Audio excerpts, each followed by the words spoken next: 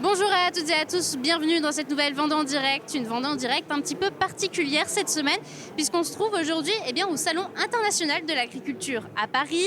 Alors cette édition, on a 1000 exposants dans tout le salon, dont de nombreux Vendéens, des éleveurs, des producteurs en tout genre.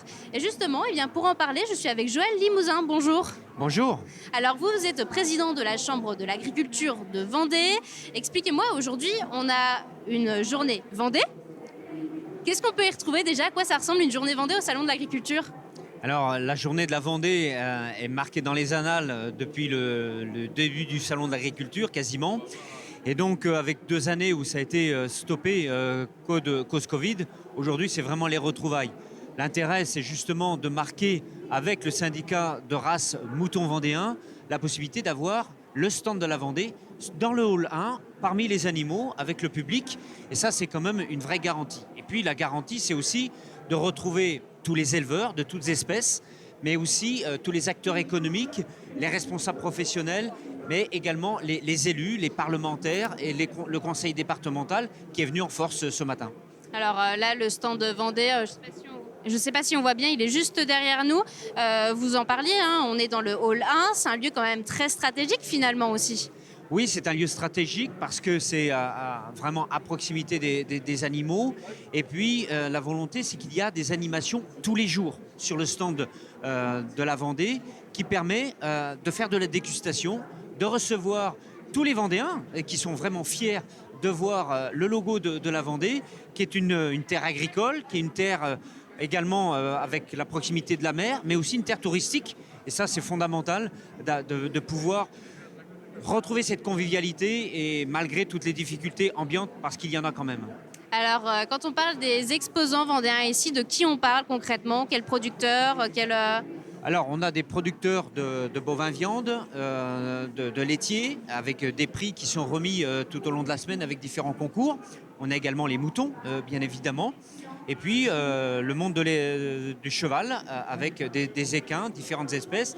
Et donc, le grand intérêt, c'est qu'il va y avoir une présentation de toutes les espèces sur le ring du mouton vendéen, enfin le ring ovin, pardon, et qui permet de présenter toute la panoplie de ce qui existe en Vendée. Et c'est vraiment le moment où on va aussi faire de la dégustation au travers d'un cocktail.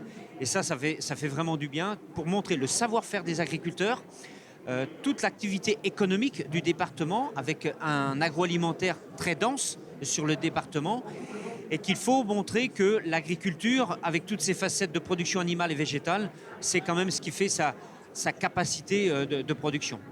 Alors la Vendée, c'est quand même un département assez agricole, vous l'avez rappelé. Pourquoi une journée de la Vendée plutôt qu'un autre département?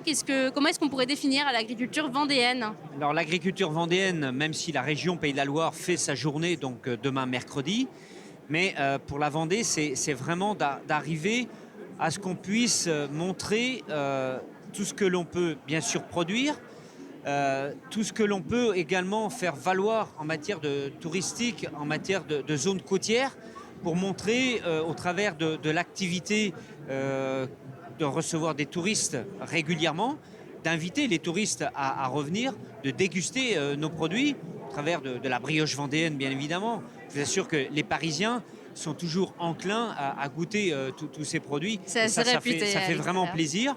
Et hier soir, nous avions donc avec Vendée Qualité, qui est la structure la plus pertinente pour montrer, avec des prix qui ont été remis hier soir, où sur une seule structure, tout a été réuni entre les produits de la terre et les produits de la mer pour remettre des prix avec toute cette capacité de produits label rouge qui existe.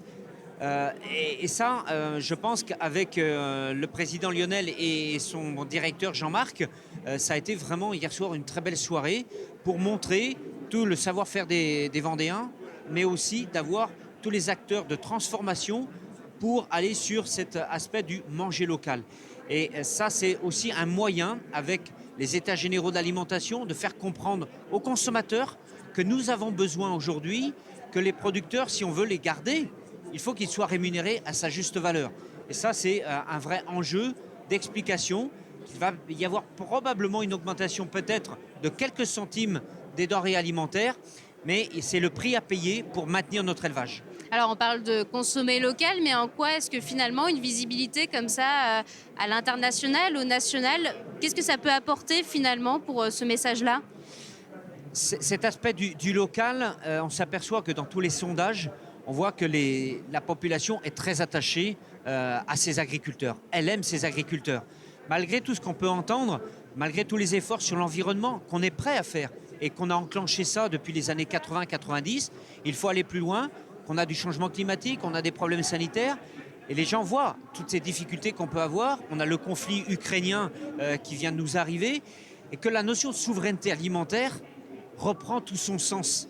Et je crois que nous, on lance un vrai message d'alerte pour dire, mais donnez un vrai signe dans votre acte d'achat quand vous allez faire vos courses, soit en produits locaux, soit dans les grandes surfaces, de regarder l'origine de vos produits.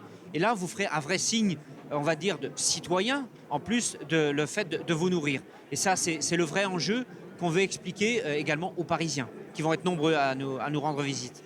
Donc c'est l'enjeu principal, plus que d'exposer aujourd'hui Bien sûr, des bêtes pour les éleveurs, c'est aussi important, malgré tout, de remporter des prix au salon, parce que c'est le Graal, malgré tout, déjà d'amener des animaux sur le salon d'agriculture, et parallèlement, de remporter des prix, de ramener des médailles. Et ça, c'est une vraie fierté, bien évidemment, pour un éleveur qui fait valoir sa passion du métier. Parce que tous les jeunes qui s'installent, c'est aussi ce message-là qu'on veut faire passer. Beaucoup de gens partent à la retraite, c'est ma génération qui part. Eh bien, notre rôle, c'est de transmettre nos entreprises. Et c'est le vrai défi que nous avons aujourd'hui. Beaucoup de jeunes qui sont en formation agricole. On a plutôt une augmentation de jeunes en formation agricole, des jeunes non issus du milieu agricole. On est aujourd'hui à près de 50% de jeunes qui s'installent dont leurs parents ne sont pas agriculteurs. C'est une fierté pour nous que l'agriculture attire des jeunes. Et pour cela, eh bien, il faut leur donner la possibilité, par l'apprentissage, de rentrer dans les fermes et de transmettre, nous, ce savoir-faire. Et moi, je suis ravi de voir des jeunes aussi passionnés, des jeunes femmes, de plus en plus de femmes. Parce que ce n'est pas un milieu que masculin. Parce qu'aujourd'hui, on est à 30% d'installation féminine. Et ça, je pense que c'est intéressant de montrer. J'ai discuté avec une jeune agricultrice à Noirmoutier, qui a été pendant 10-15 ans dans le secteur de la communication et qui a repris la succession de son père sur le sel de Noirmoutier et les pommes de terre de Noirmoutier. Quelle fierté! Moi, j'ai juste une dernière question.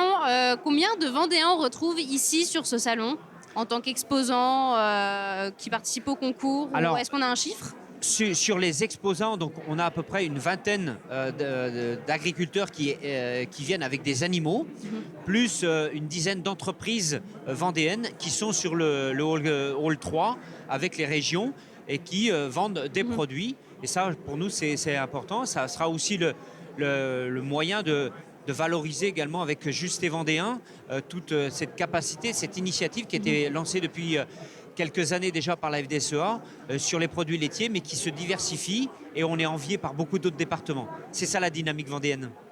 En tout cas, un dynamisme et une grande diversité qu'on peut retrouver ici dans le Hall 1 au Salon de l'Agriculture à Paris, un salon qui se déroulera jusqu'au 6 mars. En tout cas, merci Joël pour toutes ces précisions. C'était un grand plaisir et puis bon salon à vous aussi. Et venez nombreux. Et on se retrouve dès demain pour une nouvelle Vendée en direct, toujours au Salon de l'Agriculture. À bientôt.